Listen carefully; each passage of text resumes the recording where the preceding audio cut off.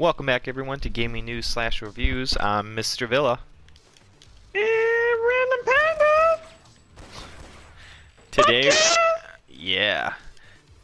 Today we're going to be talking about Code Vein. Are you excited about this game?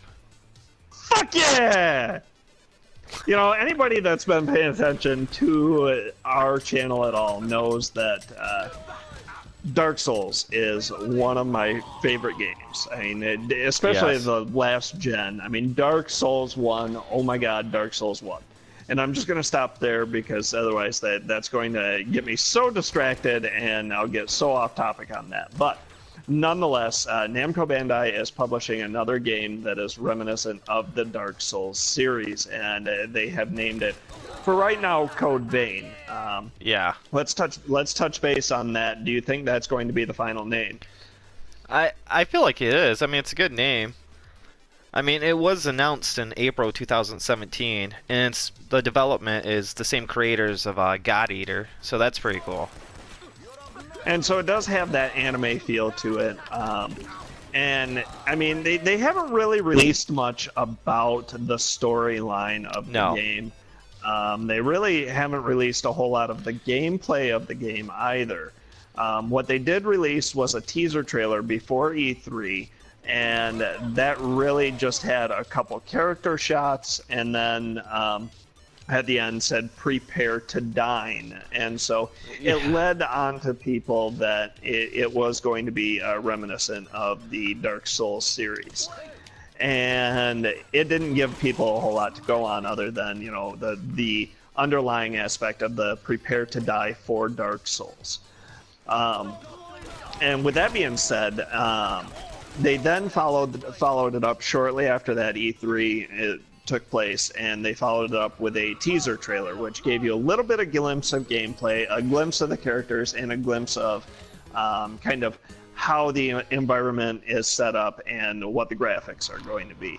And why don't you touch base on your thoughts about the graphics and the environment and the enemies? I think the graphics look really good to me. You know, I like it. The environment, I like that's. I mean, I think post-apocalyptic things like being really overdone right now. But I am excited to see it more in this game, especially. The villains does remind me of Dark Souls. It looks like it's gonna be one of those games that's gonna be frustrating, but it does look like a lot of fun. I think that the enemies do definitely have the Dark Souls feel to it.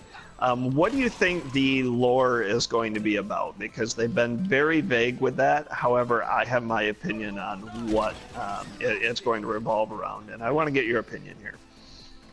Oh man. So Yeah. I know that kind of caught you off guard. So rather than holding us up and sitting there badgering you about it, my opinion here, and then you can comment on whether or not you think I'm right or wrong. Viewers and Lee after this, or Mr. Villa, whatever. I'm Eric, you're Lee. And they know it from other videos, so shit happens. But shh, we changed our names in that video.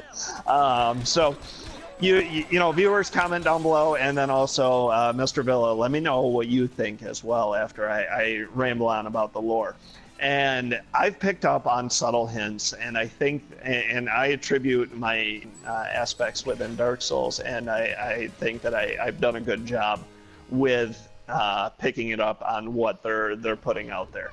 And that is, the game is going to revolve heavily around a vampire lore. Yeah. And my thoughts on that, I mean, the characters kind of look more, they don't really look like vampires, but with the prepare to dine tagline, that alone says that, okay, there was going to be meals. I thought, are they doing like something like the dishwasher, where, you know, they're doing kind of a drawing a blank, but where they're doing a video game that's not really supposed to be taken seriously. I thought, okay, maybe they're doing something like that. But you know, prepare to dine, that tagline was in the teaser trailer, and then they released the E3 trailer, and the title of Code Vein, and it's vein as in a vein within a human body. And so those two mixed with some of the character design. Like I said, I don't think the character design was too heavily focused around vampires, but there definitely was a vampire feel to the main character with the mask that went over his face and his claws. Yeah. That's all you have to say after I ramble? Yeah? No, I completely agree with that. The vampire. No, I completely agree with that. I was just listening like, yeah, you're absolutely right. Storyline's going to end up residing with a lot of vampire-esque material in it. And as far as the graphics go, some games can pull off the cartoon graphics, other ones struggle. And you think it's going to struggle? I have concerns because some can pull it off, others can't. Borderlands being a prime example of somebody that has just blown that out of proportion and did a great job. But then, like the Wind Waker, I know that was a highly renounced game. A lot of people enjoyed it, but I feel that the game could have been better without the cartoon-looking graphics. Yeah. And so, I mean, it's very, very situational on whether or not that's going to work. And so I'm a little nervous about that. You said that you thought the graphics looked great. Yeah. The environments look great. The bosses, one of the bosses in the trailer that they released at E3 looked a little like some of the enemies from Dark Souls, which makes me nervous. I hope they didn't take too much from the Souls series. And then the other thing that I want to touch base on, and you playing through Dark Souls 2, you know the pace of the combat for a Dark Souls game. What do you think about the difference in the combat between the two, between Code Vein and Dark Souls? I want to say there's like a lot of similarities. You know, I feel like it's gonna be probably almost the same. I do feel like you're the pro at Dark Souls. I just skated by Dark Souls 2 after a year. Sad. And the truth comes out. Yeah. No, I think that, and this is kind of an unfair advantage. It's clunky, it's slow-paced, and you take your time.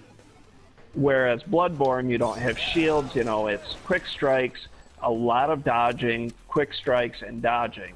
And from the small gameplay trailer, oh, good puppies.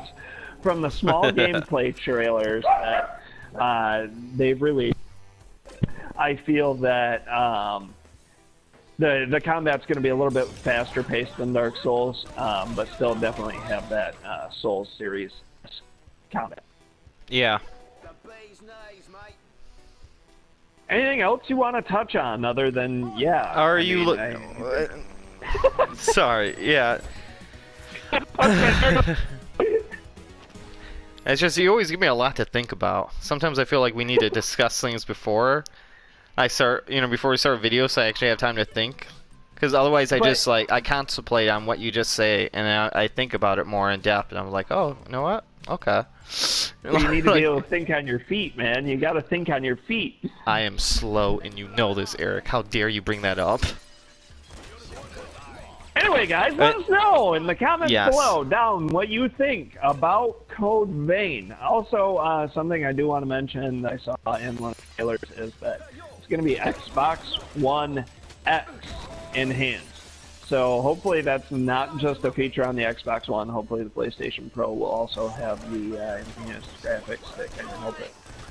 Or hopefully it's not just an Xbox exclusive, which, I mean, isn't the end of the world, because I do have an Xbox and I'll be able to play it. No, it's for the PS4, Xbox, and for Windows. Look at that! Mr. Villa with information! I know, right? And speaking of information, if you guys stuck around to the end of the video this time, what is the featured game? Today's feature game is Not a Hero.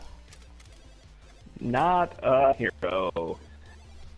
Hey guys, if you enjoyed the video, be sure to smash that fucking like button, hit the subscribe button, and then click the little bell icon to be part of our notification squad.